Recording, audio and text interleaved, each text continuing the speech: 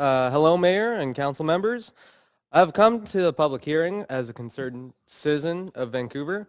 I am of Vietnamese Canadian descent, second generation, whom both of my parents, after years of political strife and struggle as refugees, have found a home here on unceded Indigenous lands. This is thanks to the Canadian government taking a progressive and humanistic role and approach. Both my parents have spent a much longer time here in Canada, more than they have in their home country. That is thanks to them finding and being in a community space and place that really supports and cares for them. The Kensington Cedar Cottage area was recently, 5 or 6 years ago, approved by the City of Vancouver in 2011 to also have the name of Little Saigon. This small tile holds a lot of weight and pride for my family and friends and also myself. And this, I thank you for that. To have something like that means so much to marginalized groups who have barely anything to begin with.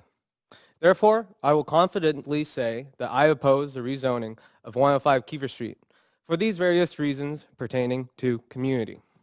First, I would like to analyze where BD's priorities lie on this construction of this condo. With the situation of senior housing, in which BC Housing has agreed to pay BD for the 25 senior housing units, in which in turn omits BD from paying further development cost levies. These levies, which goes towards our parks, social housing, transportation, and childcare facilities.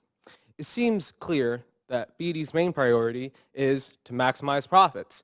As a capitalist, congratulations. You've done a very good job finding a good loophole. Their next priority is to also, unfortunately, trick the community into thinking that BD cares for Chinatown. Secondly is the issue of the condo itself. We talk of revitalization of Chinatown, but how does a luxury condo do that? Vancouver is currently having to tackle the issue of condo flipping, which Mr. Rennie and Mayor Gregor Robertson knows a lot about this. It's an issue that we face constantly. How can a community grow when potentially a third of those owners will sell out and make a profit? How will the community grow when a lot of these condos are already up for pre-sale? On top of that, why is a luxury condo being built in a demographic that does not align with it? The fact of the matter is this.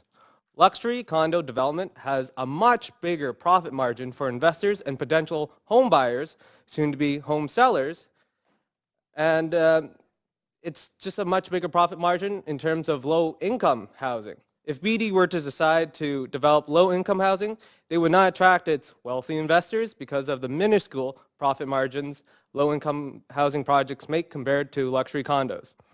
The Vancouver housing market is not a housing market. It is a speculative market that is in a vicious cycle. And if the city of Vancouver wants to stop this, they can start that right here, right now, at 105 Keefer Street.